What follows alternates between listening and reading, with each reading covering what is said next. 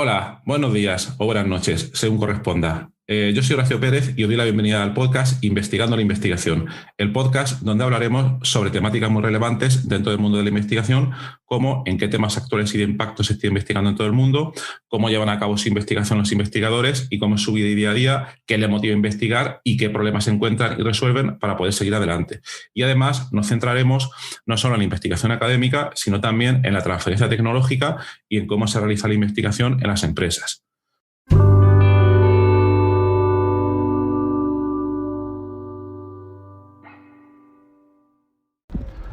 El episodio de hoy vamos a contar, gracias a una entrevista que me han hecho de la Asociación de Biotecnólogos de la región de Murcia. Han estado interesados en ver la investigación que hacemos en nuestro grupo, el grupo de investigación en bioinformática estructural y computación de alto rendimiento. Entonces, el episodio de hoy va a ser una serie de preguntas que ha hecho esta asociación, también algunas otras preguntas de los oyentes. Entonces va a ser el primer episodio del podcast donde contamos un poco más en detalle la investigación que hacemos en el grupo y también algunas otras preguntas relacionadas en lo que es la bioinformática estructural, cómo se aplica al mundo del descubrimiento de fármacos y otros mundos relacionados con la biotecnología, y todo desde el punto de vista de los biotecnólogos. Como introducción a lo que hacemos nosotros, creo que puede estar bien, así que os dejo el episodio, os dejo la entrevista, espero que os resulte de interés. Venga, ahí vamos.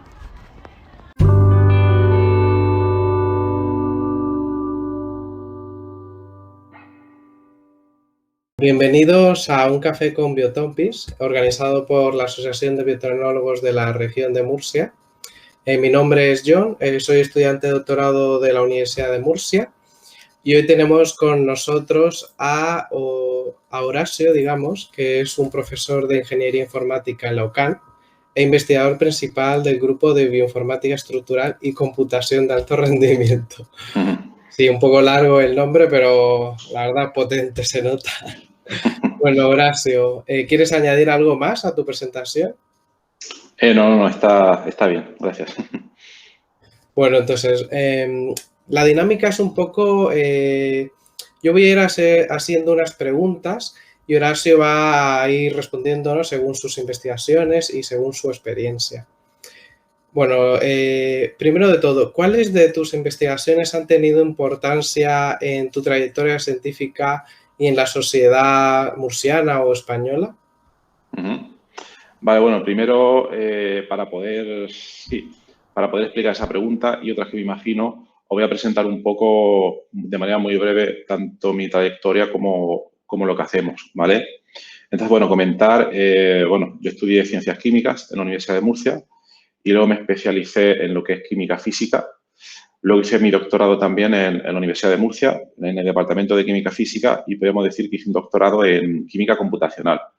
¿Por qué hice un doctorado en Química Computacional? Porque se me daba muy mal el laboratorio y entonces me tiré a los ordenadores. Somos muchos los que seguimos esa línea. Y durante mi doctorado, en lo que yo trabajé fue en el modelado de sistemas de macromoléculas biológicas para simular sus propiedades hidrodinámicas en disolución.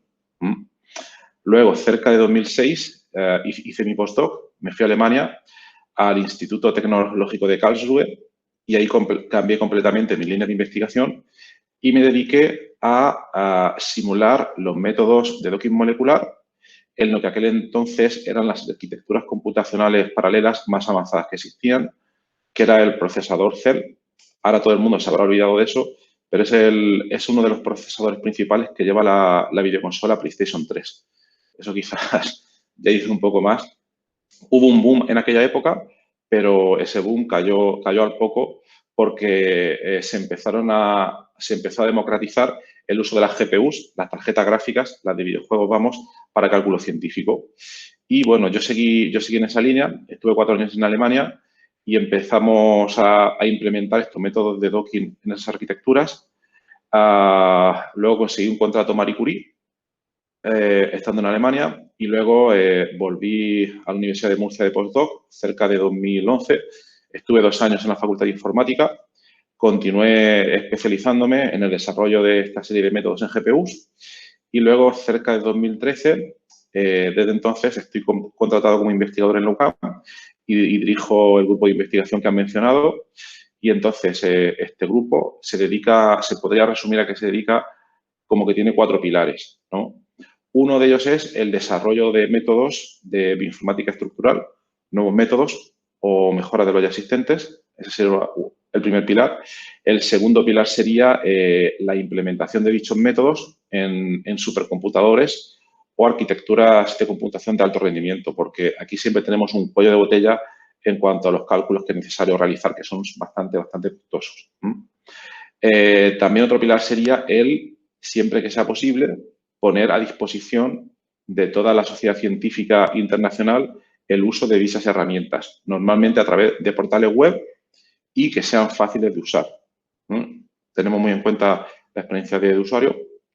Otro pilar sería todas estas herramientas que desarrollamos y que implementamos en supercomputadores, nosotros las aplicamos directamente a proyectos en diversos contextos de relevancia farmacológica, nutracéutica, etcétera. Ahí trabajamos en varios proyectos. Y el último pilar sería el tratar de licenciar esos compuestos a diversas industrias para que su desarrollo pueda continuar. Porque nosotros somos un grupo multidisciplinar con gente que viene de parte de informática, de química como yo, de física, de biología.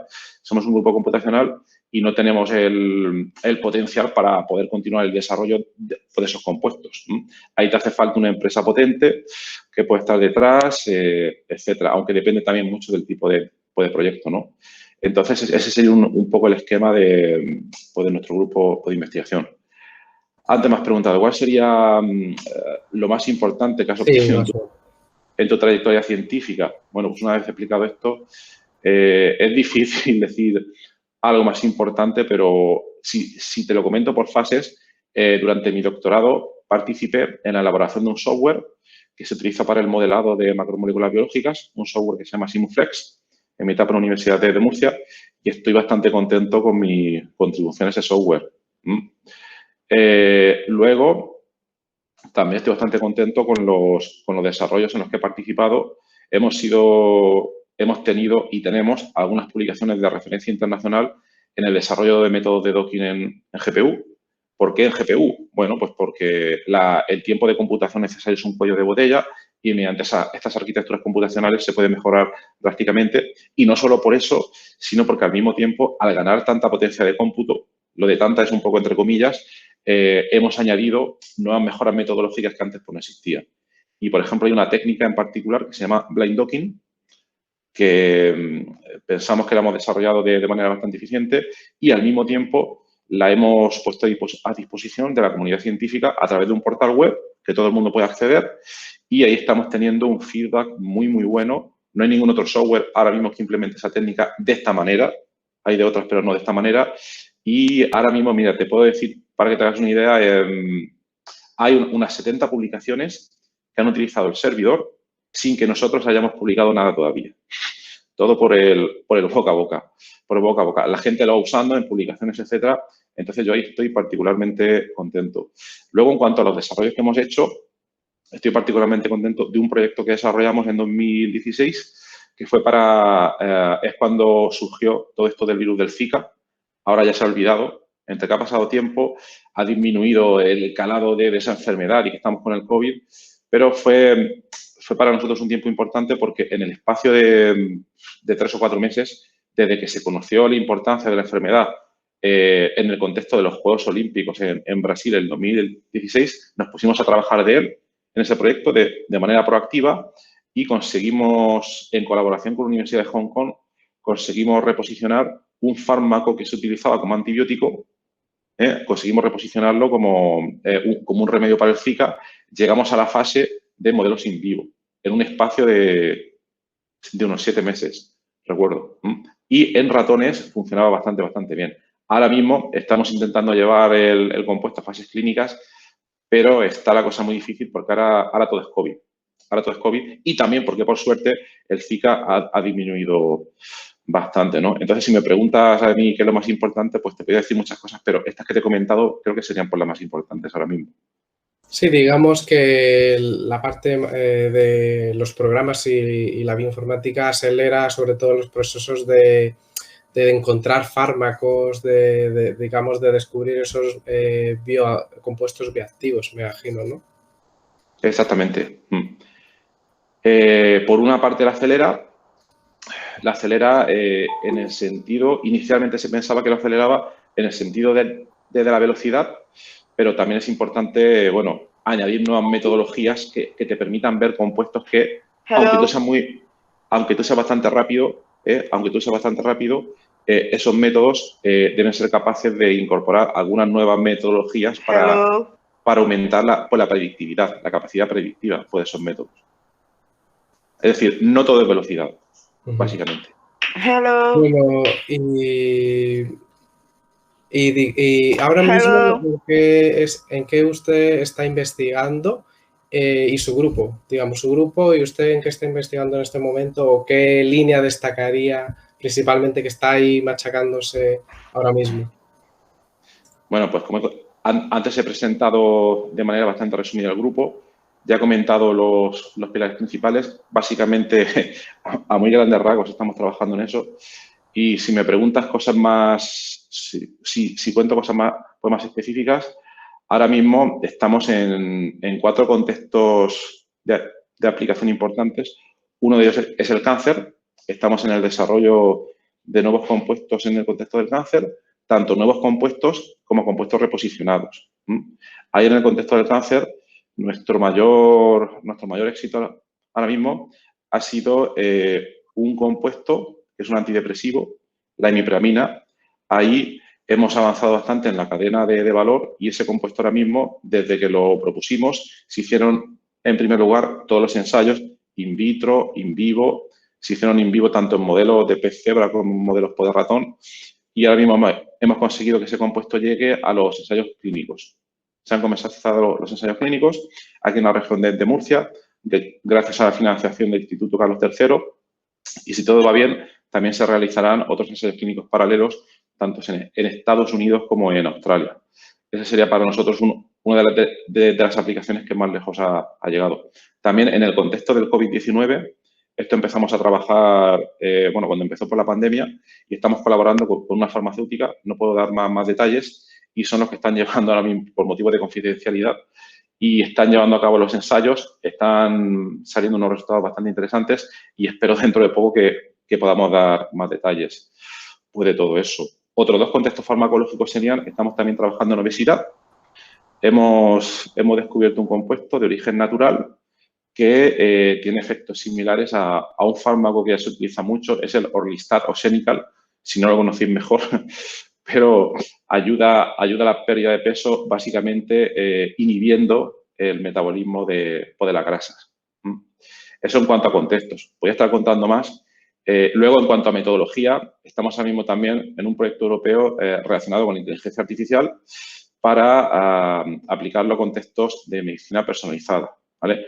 Algunas de las cosas que he comentado antes, se dice, vale, existe esta enfermedad, existen estas proteínas diana, vamos a descubrir ciertos compuestos bioactivos ante estas proteínas diana, pero suponemos que la enfermedad es igual para todo el mundo, cuando muchas veces pues no es así. Y el tratamiento debe ser personalizado. Entonces, ahí es un proyecto europeo. Luego puedo pasar el enlace y estamos aplicando nuevas técnicas de inteligencia artificial y ahí la novedad principal sería que, digamos que en el pasado se han utilizado técnicas como redes neuronales, deep learning, que ha sido bastante famoso.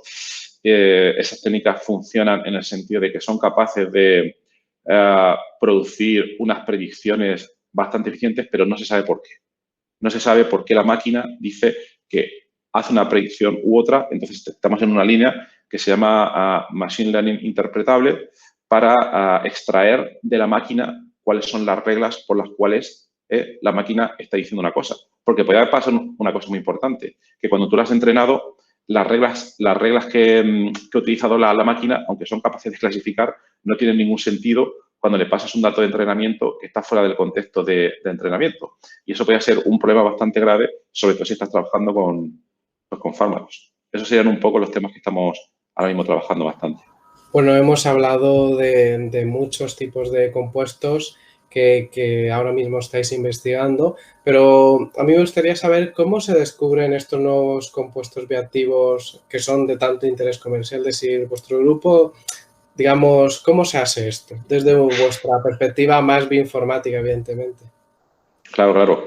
Bien, a la hora de descubrir compuestos bioactivos hay muchas aproximaciones, ¿eh? Nos podíamos ir a la medicina tradicional china, que nadie se sabe cómo, muy bien, ¿no? A veces era ensayo-error, a veces no lo sé, pero bueno, si nos vamos al método que nosotros utilizamos, es un método que en inglés se llama Virtual Screening, cribado virtual, y en lo que consiste es en simular o intentar reproducir en el ordenador el proceso mediante el cual determinadas moléculas pequeñas, posibles compuestos bioactivos, interaccionan con ciertas proteínas diana. Entonces, ¿cómo se desarrollan esta serie de proyectos? Pues puede ocurrir en dos direcciones. Una de las direcciones es, alguien llega a nosotros y nos dice, mira, tenemos este problema, tenemos este contexto, a trabajar con nosotros y proponernos un nuevo inhibidor, un nuevo compuesto bioactivo, lo que sea. Entonces, nosotros pues, lo evaluamos, vemos si hay cantidad suficiente de información para que nosotros podamos trabajar en él.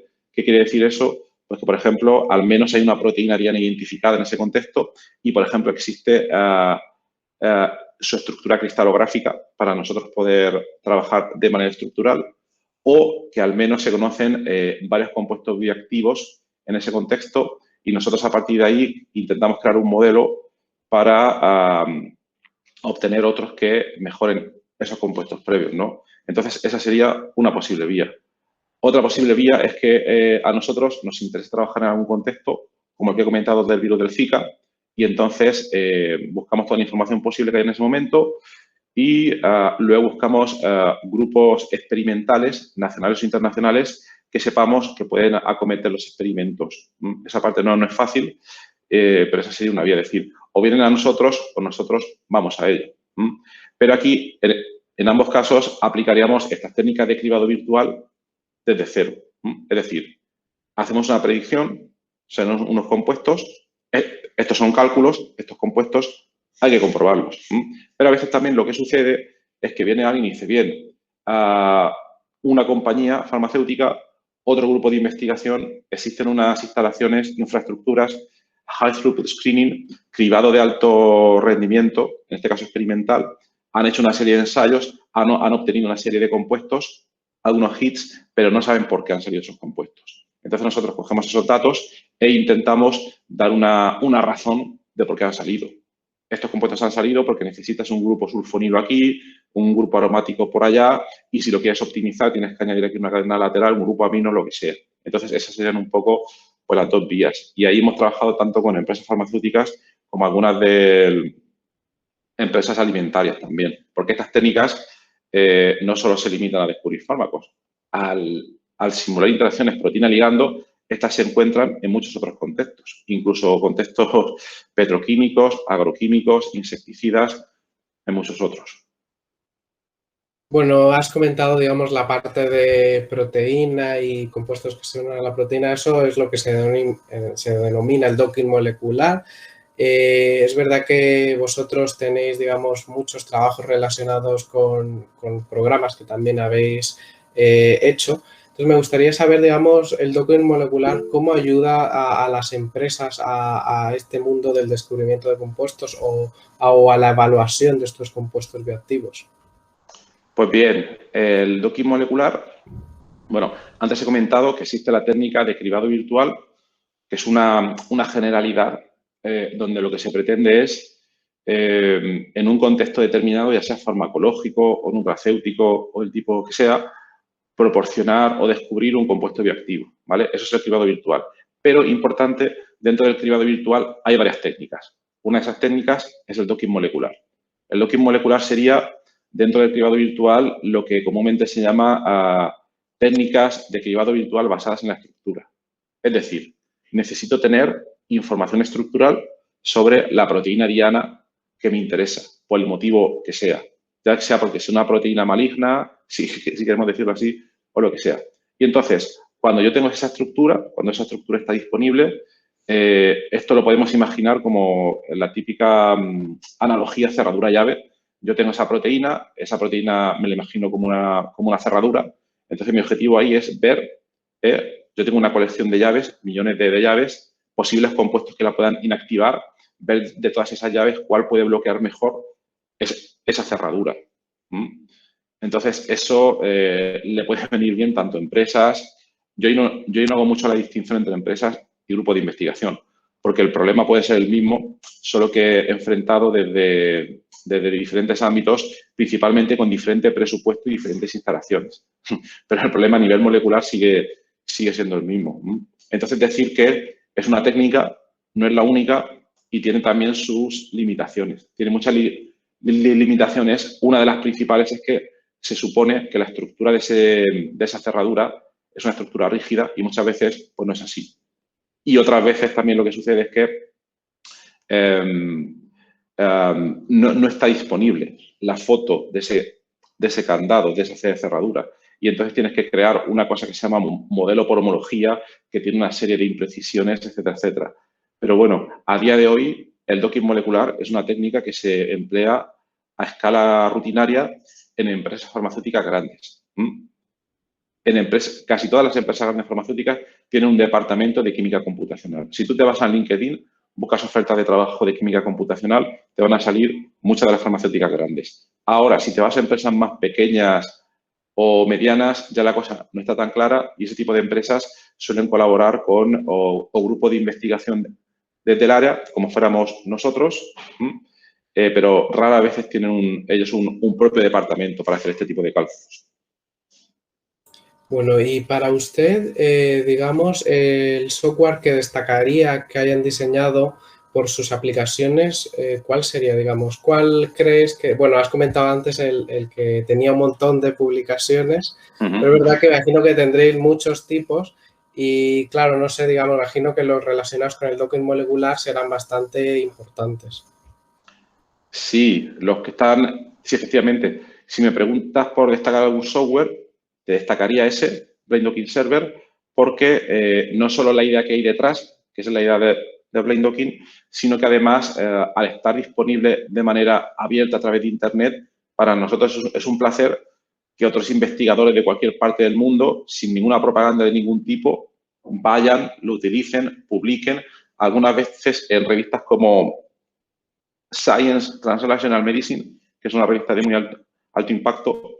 Eso para nosotros, pues estamos bastante contentos con eso, pero ahí al final hablamos de la técnica del docking. Nosotros, por otra parte, hemos desarrollado otro software que de momento únicamente utilizamos de manera interna, donde utilizamos todas las técnicas, una gran cantidad de técnicas de cribado virtual, porque tenemos docking molecular, es una técnica basada en la estructura, la dinámica molecular también, ese sería el paquete cribado virtual basado en la estructura, pero luego tienes otro bloque que solo se basa en información sobre compuestos bioactivos y tenemos modelado farmacofórico, modelado electrostático, machine learning y nosotros el mayor potencial que hemos visto hasta ahora es cuando utilizamos en consenso todas estas técnicas. Aplicamos todas al mismo tiempo un problema y cuando de 7 técnicas, 6 te están apuntando un compuesto, eso suele funcionar bastante bien. Y eso es en contraste a lo que hacen muchas otras empresas que utilizan una única técnica, a veces un software bastante caro y solo utilizan esa. Eso es un poco peligroso porque cualquier técnica, no hay ninguna técnica perfecta al 100%, va a tener una serie de imprecisiones y normalmente los métodos en consenso, si los utilizas con cuidado, te van a dar un mayor porcentaje de éxito. Bueno, antes has comentado algo de que era difícil de interpretar los resultados que daban, sobre todo la inteligencia artificial, el machine learning. Que la pregunta que me gustaría hacer es ¿cómo funcionan estos softwares? Digamos, es algo un poco abstracto para gente que venga de biología, digamos, sobre todo la inteligencia artificial, el machine learning.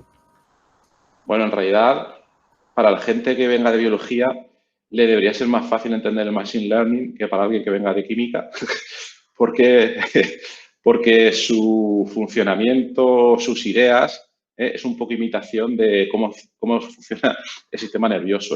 Aunque aquí hay mucho para hablar, etcétera, pero eso es un poco un intento de imitar, que todavía hay muchísimo... Me imagino de ahí el nombre redes neuronales. ¿Se parece Exactamente, sí. Pero bueno, eso está todavía, aunque estemos en 2021, ese intento de analogía se ha avanzado muchísimo, pero para mí lo verdaderamente importante es que todavía se puede avanzar muchísimo más, porque a pesar de todo el hype, de toda la moda de Machine Learning y todas estas cosas, todavía hay mucho que se debe mejorar y sobre todo es que hay un amplio margen de mejora. Eso sería para mí pues, lo más importante. No sé si se contesta a tu pregunta. Bueno, sí, a ver, nos ayuda un poco.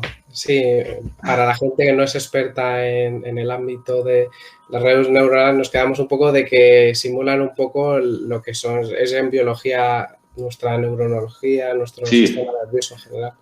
pero una cosa importante, cuando hablamos de los métodos de Machine Learning, uno de ellos, pues digamos que son esas redes neuronales, ¿vale? Pero existe una gran cantidad de técnicas, algunas que son un poco más abstractas, a máquinas de soporte vectorial, a bosques aleatorios. Hay muchas otras técnicas que ya no tienen, que no son como una analogía biológica del funcionamiento del cerebro humano. Entonces hay muchísimas. Cuando uno se enfrenta a ellas desde cero, es a veces un poco complicado intentar entender qué es lo que está haciendo el algoritmo. A veces, aunque parezca una barbaridad, es mucho más práctico aprender a manejarlo, ver cómo se obtienen resultados y sobre todo ver si uno es capaz de extraer reglas de por qué un algoritmo te da una predicción u otra, porque si te metes a intentar entender las matemáticas que hay detrás, a veces es un pozo sin fondo.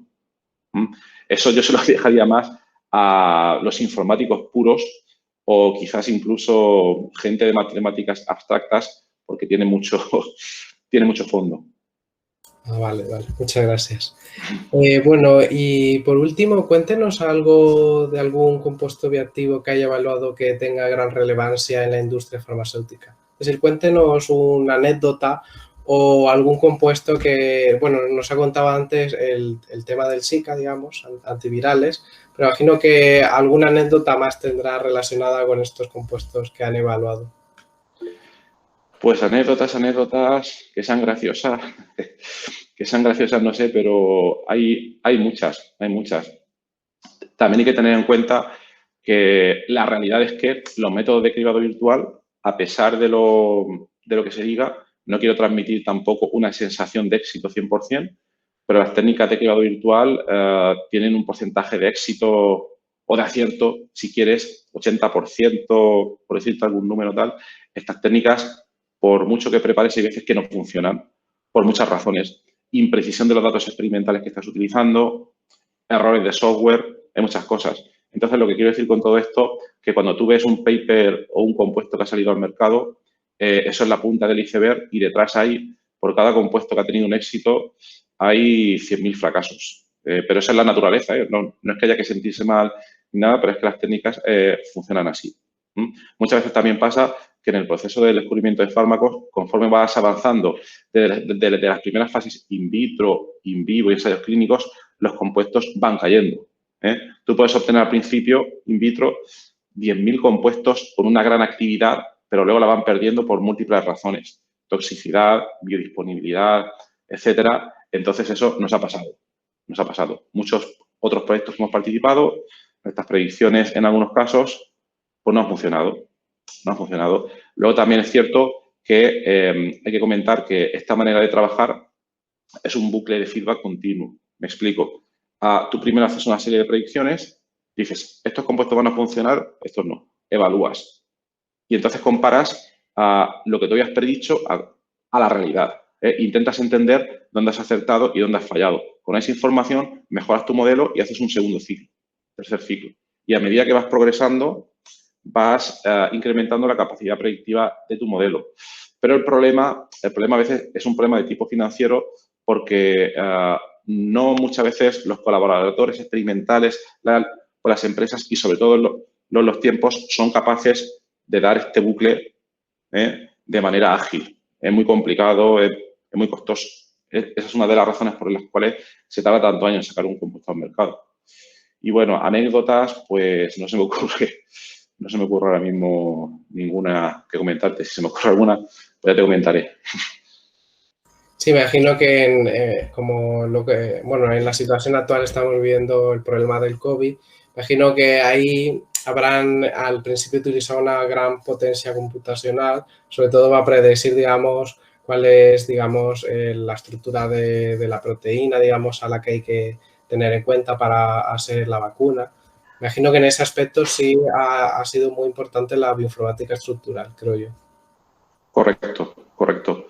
Aunque también hay que ver que si nos vamos al caso del COVID, digamos que hay, dos tipos de soluciones, digamos, ¿no? Una solución es las vacunas, que parece que está funcionando, y luego sería lo que se está intentando, que no está avanzando tanto por el momento, es otra técnica, que es todo lo que estamos comentando aquí, el desarrollo de moléculas pequeñas que pueden inhibir al virus. Eso está un poco más en pañales ahora mismo. Las vacunas se están demostrando, no sé si más eficientes, pero por lo menos sí que las tenemos aquí. Las tenemos aquí ya. Y entonces, en cuanto al desarrollo de vacunas, ahí lo que se ha seguido es una investigación un poco más experimental, sin tanta ayuda del ordenador. Es cierto que para resolver todas las estructuras de la proteína Spike, del receptor AC2 y todas estas cosas, sí que se ha empleado la bioinformática, pero solo, digamos, a nivel puntual para las estructuras. No han habido, quiero decir, cómputo intensivo no ha intervenido en desarrollar los mecanismos de producción de la proteína Spike y todas estas cosas. Ha sido una cosa como que menos bioinformática, vamos. Vale, bueno, tenemos una pregunta de José María Espinosa Bernal que nos dice: yo utilizo en clase el PDB para impartir algunos contenidos. ¿Se puede utilizar Achilles Blind Docking Server de forma didáctica? Por supuesto, lo recomiendo. Cualquier duda me pueden preguntar, me pueden enviar un correo, lo que sea, pero el objetivo es ese, sí. Solo hay que tener en cuenta una cosa, hay muchas maneras en que se puede utilizar para manera didáctica, divulgativa. Un cálculo de blind docking es un cálculo bastante costoso porque se evalúa las interacciones de un ligando con todas las superficies de la proteína. Entonces, el cálculo es muy costoso. En un ordenador de sobremesa se podría llevar 1 o varios días. Entonces, esto se hace en un clúster de cómputo y tú puedes tener, quiero decir, desde que tú introduces lo que quieres calcular hasta que obtienes el resultado, no es inmediato. Puede tardar del orden de 3 o 4 horas o algo así. Entonces, si lo quiero utilizar en clase, yo lo que le recomendaría es, yo lo que hago a veces, no con esa herramienta, sino con otra. Tenemos otra herramienta que es específica para la diabetes y lo que hago es que les doy una introducción, les explico cómo funciona la herramienta y le doy la suficiente información como para asegurarme de que entienden los cálculos que pueden realizar y entonces durante la clase envían los cálculos. Esta proteína está ligando lo que sea. Y luego tienen que estar pendientes porque a través del correo electrónico les va a llegar un enlace cuando el cálculo haya terminado, 4 o 5 horas o lo que sea, el resultado y ahí tienen que interpretarlo. Y normalmente les pido que me envíen un informe con esa interpretación o también se puede dejar para unos días más tarde que vayan todos los alumnos, cada uno con su informe y que se discuta de manera abierta un poco entre todos. Eso es, por mi experiencia, lo que yo haría y hago, de hecho, vamos. Bueno, muchas gracias, Horacio. Antes de irnos, me gustaría, digamos, hacer un pantallazo. Así que, digamos, la gente que puede ponerse la cámara y ya, digamos, pues termina esta sesión. Entonces, bueno, voy a hacer el pantallazo y ya está. Bueno, pues muchas gracias, Horacio. Ha sido realmente muy, muy interesante porque básicamente mucha gente de aquí es de la Universidad de Murcia. No sabía, digamos, que tu grupo investigaba eso y estamos muy encantados de que estés con nosotros. Muchas gracias. Me alegro. Yo también. Gracias.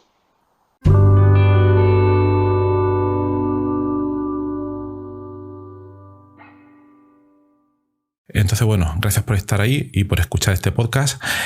Os recuerdo que en la nota del episodio tenéis los detalles sobre muchas de las cosas que hemos hablado hoy y también un formulario donde si quieres puedes opinar sobre el podcast, para bien o para mal, como quieras, estás en todo tu derecho, y también sugerir si quieres un próximo entrevistado o tema que está relacionado con la investigación, claro, pues tu opinión me parece muy importante, tanto a mí como a toda la audiencia de este podcast que va creciendo y y que va contando muchas cosas interesantes. También comenta que tenemos un grupo de Telegram, que está puesto en la nota del programa, donde te puedes unir si quieres para discutir de manera más directa, que no mediante el email, que a veces es un poco más frío, pero bueno, en ese grupo puedes comentar todas estas cosas. Y también comentar que si te interesa alguna de las técnicas de productividad que hemos mencionado hoy de manera muy breve en el podcast, en esta entrevista, bueno, me puedes contactar directamente y te puedo dar más detalles. Y por último, si te ha gustado, te agradecería muchísimo que lo recomendases a quien veas que le puede interesar y difundirlo por las redes sociales o donde sea. Y nada, y si estás en Apple Podcast, pues ponernos ahí 5 estrellas o 4 como quieras. Siempre viene bien. Muchas gracias. Hasta luego.